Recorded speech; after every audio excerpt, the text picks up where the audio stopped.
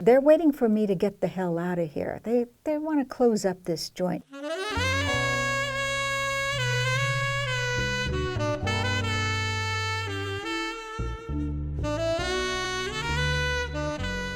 Somebody else is in a bar somewhere late.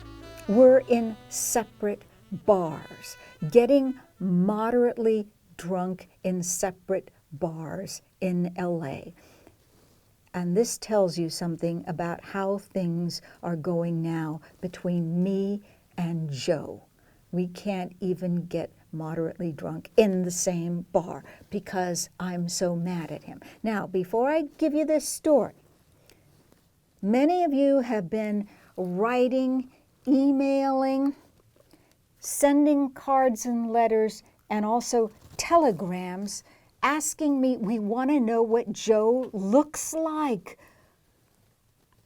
And I presented this to Joe, and he doesn't want everybody to know what he looks like because he doesn't want all that attention and fame. He doesn't want to just be judged by his looks alone. So I said, okay, how about I find a picture of somebody who looks very much like you? And he said, fine, I'm okay with that. So I went all over the internet looking for somebody who resembled him, and I found the face very, very much like Joe.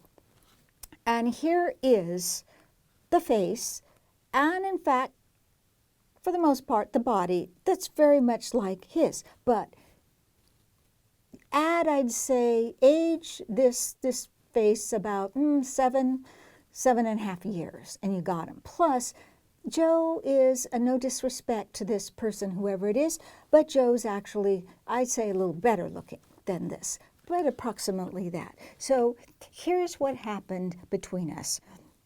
I was about ready to forgive him for being a jailbird, and well, the big brouhaha, the big skirmish he caused in the library, where he refused to return the library books, not simply return them late like most ordinary citizens would, but actually refused to return them at all. And I think the one he most did not want to return, and there was a scuffle over it.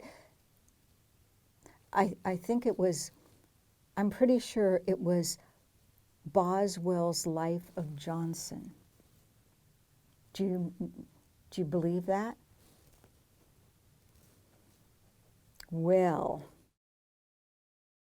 we'll just leave that up in the air, whether I'm telling the truth or not right now. So what happened is I had finally forgiven him, and then he told me something that made me so mad that I just slammed some money down, a 5 and 6 ones, and I just walked out on him. And what it was is that he revealed to me, oh my God, I don't even know if I want to say this. He let it slip. He didn't mean for it to come out. It just slipped out. He forgot to vote in the 2016 election. How can you forget to vote? I mean, nobody forgets. What were you doing that you forgot to vote? And he said, well, I was in this video game arcade playing these games. No, oh my God, oh my God. I have made such a mistake with you. That's I didn't even finish my pie. Lemon meringue, just left it sitting there. That's why I'm here, in case you're wondering. Now, this is what I'm going to do next. We're going to talk about music. We're going to hear some music. But I'm not going to draw from the soundtrack of a film noir. I'm going to use a song by the trumpet player, one of the great trumpet players, Chet Baker, right? Born in 1928, or was it 9? Died in 1988. In between, toured with Charlie Parker, played with Stan Getz, played with all the greats, got involved with hard drugs and alcohol. In and out of jail. There's a jail theme happening here. And finally was rediscovered in the 70s and 80s. Elvis Costello was among the people who discovered him. And he has a song called Almost Blue. You can hear it on YouTube. And after Almost Blue comes a half-block long worth of posts from people all over the world. And some of these posts are like confessions, people pouring out their hearts, people pouring out their loneliness. Some of the posts are people trying to write, doing the best they can to write poetry. Some of the people are writing noir, detective stories. Of course, they get stuck partway along, but one person got about a big half page of a detective story that she was inspired just by listening to Chet Baker's Almost Blue. And some people are writing spy novels, but all of them, or most of them, who have an environment in their little fiction piece, they set it in a bar, right? All the cigarette smoke is going on, this drinking. And as I looked at this, I went, well, I could pull a few of these together. What I could do is make a sort of rolling poem of voices, confessions, yearnings and longings, tributes to poetry, tributes to Chet Baker coming in from all over. That's what by the way, just the last thing I want to say, if any of you are not mad enough, as I am at Joe already, I just wanted to add that if he had remembered to vote and had not been in that video arcade, forgetting everything, he probably met a girl there, actually, is what really probably happened. Instead of getting 65,844,954 votes, Hillary Clinton would have gotten 65,844,955 votes, which is just a better number. I prefer odd numbers to even numbers. Here we go, straight out of YouTube. I borrow the life of a man more lonely than I am when I listen to Chet Baker.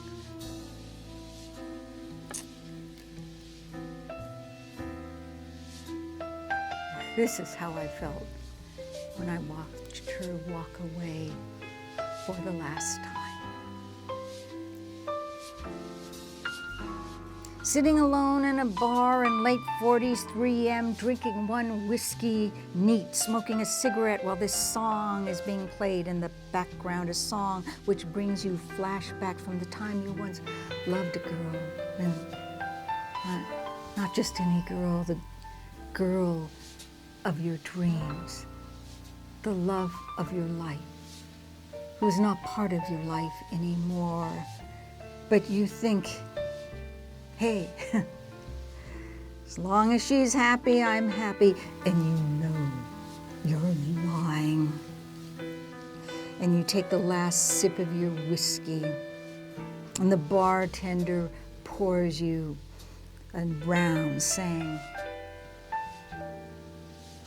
this drink's on the house, saying, she's not coming back.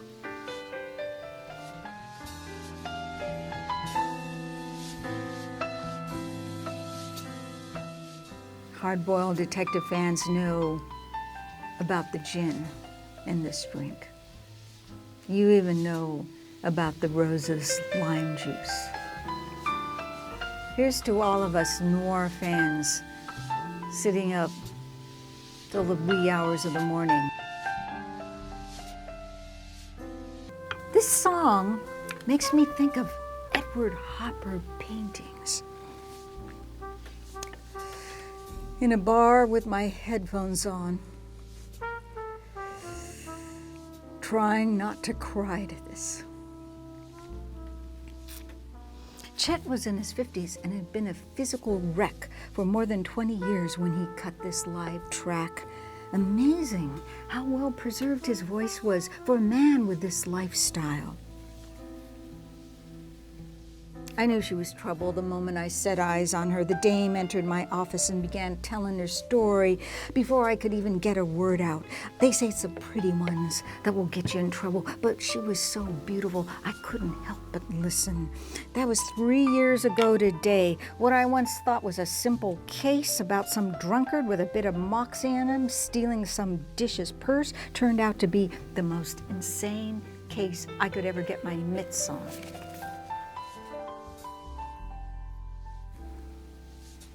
I love my boyfriend more than anything in the world, but he broke up with me. He will find a girl who's just better than me in every way, and he'll look in her eyes and he won't remember me. And I'll look into every other man's eyes for the rest of my life, looking for him.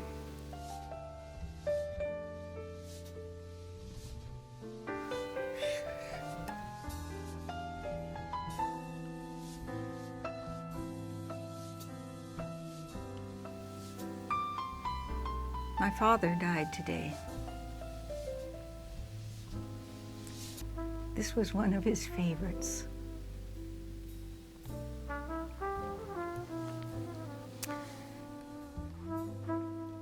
Bartender, I didn't order a double shot of heartbreak. Holy shit! Miles was right. Trumpets are awesome.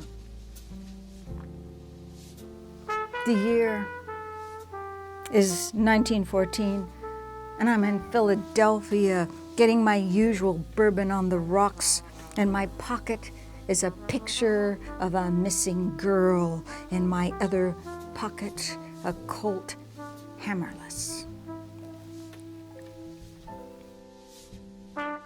A retired spy agent drinking away his intense flashbacks with glasses of aged whiskey, his beard scruffy and unkempt, his eyes a distraught blue as he glares at the television, watching as his name appears on the headlines as Britain's most wanted agent.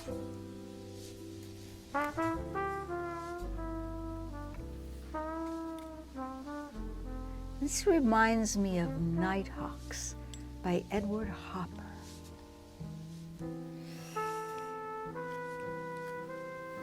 I'm at home, but in a strange way, I'm sitting at a bar in a club somewhere in the middle of some town, the keeper polishing jugs. An unknown lady asks for a light, and she smiles in a promising way. But I'm still sitting at home here.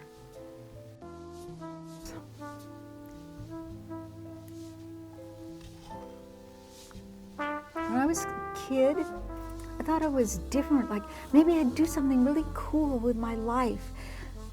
But now everything just seems kind of pointless, like I'm just here, just floating around in life.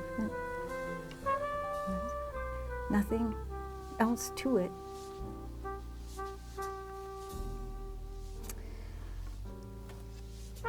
Oh, a lover from long ago got me into Chet Baker. That was the only positive thing that came out of that relationship.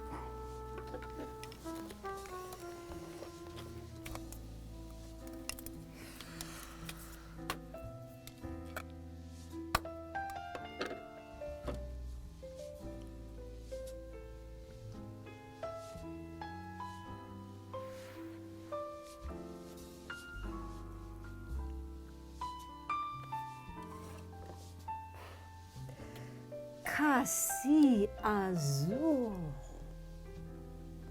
Simplemente excelente. Dolor, gozo, todo en una pieza. So blue.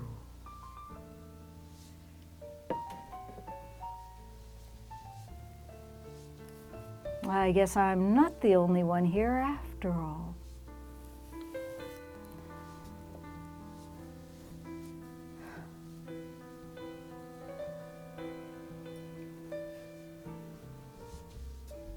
I never loved anybody as much. And today he's getting married.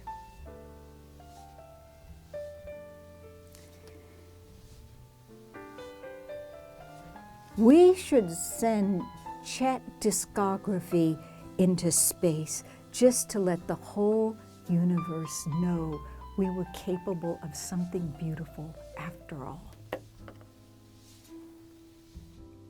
Don't read the comments without listening to the music, or you won't understand a damn thing they're talking about.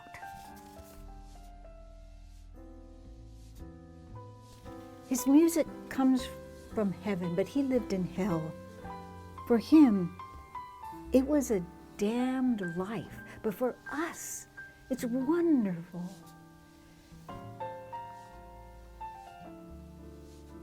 When I hear this music, I think of a smoky old beer joint down a lonely alley.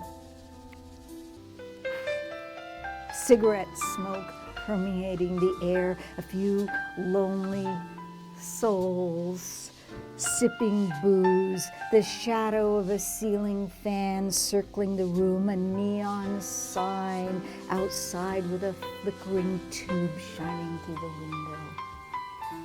A wet street outside with steam rising up through the storm grates.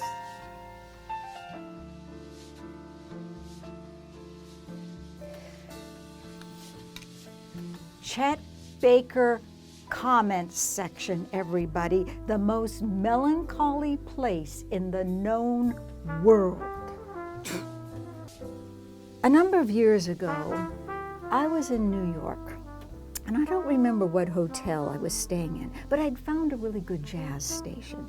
I just fixed myself a drink when this song came on. And I stood there, drink in hand, looking out over the city with a light rain falling.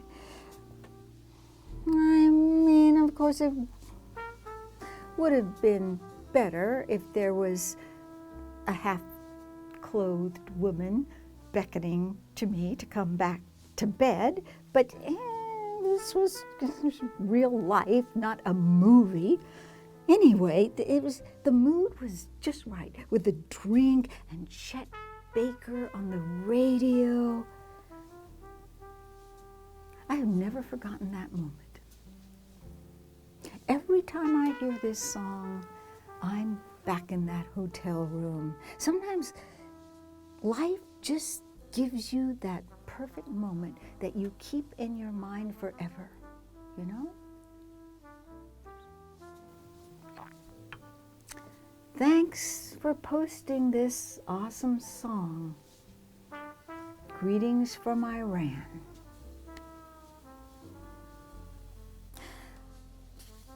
I spent part of my youth traveling back and forth on the Venice Lagoon. Even the greatest beauty fades when seen too many times, but there's a single night of pure desire, and that's where this tune leads me. To a moment of my youth that my heart forgot.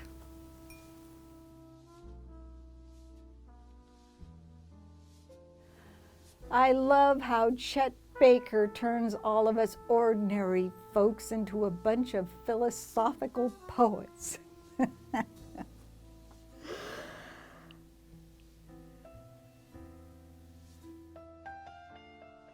I'm drunk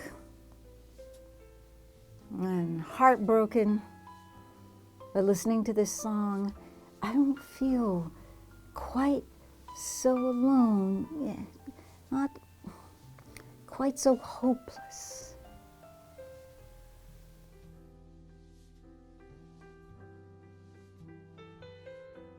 From a guy named Philip Tang, is going to give us the whole lyrics.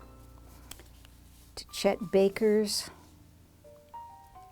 rendition of Almost Blue, written by Elvis Costello, actually written by Elvis Costello for Chet Baker.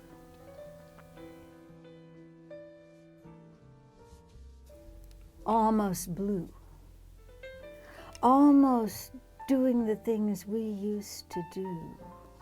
There's a girl here and she's almost you. Almost all the things you promised with your eyes, I see in hers too. Now your eyes are red from crying, almost blue.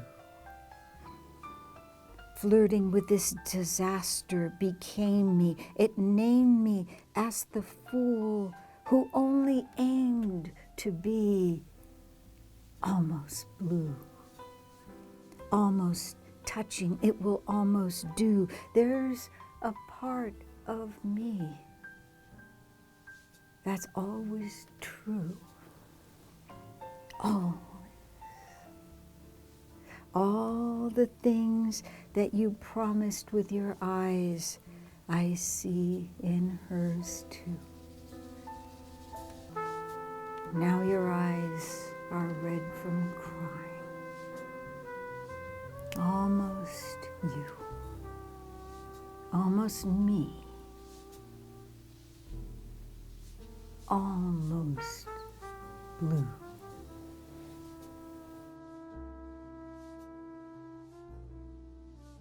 13 episodes.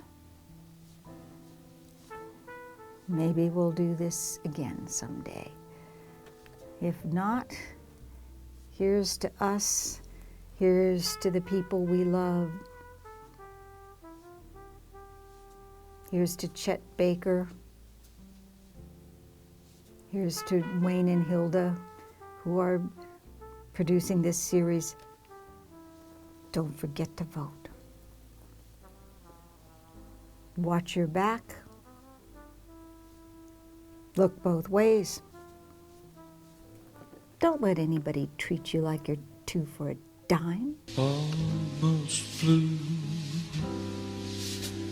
almost doing things we used to do. There's a girl here and she's almost you.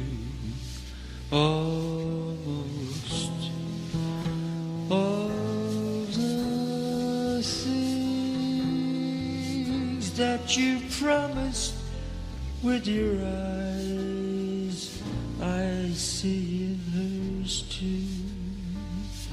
Now your eyes are red from crying. Almost blue.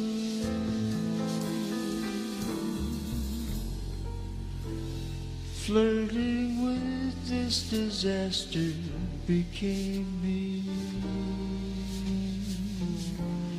It named me as a fool only aimed to be almost blue. Almost touching, it will almost do. There's a part of me that's always true. Always.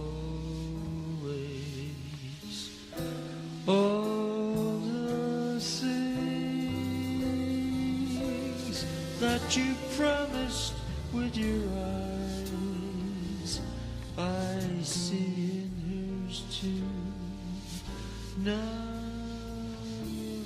tears are red from crying. Almost you.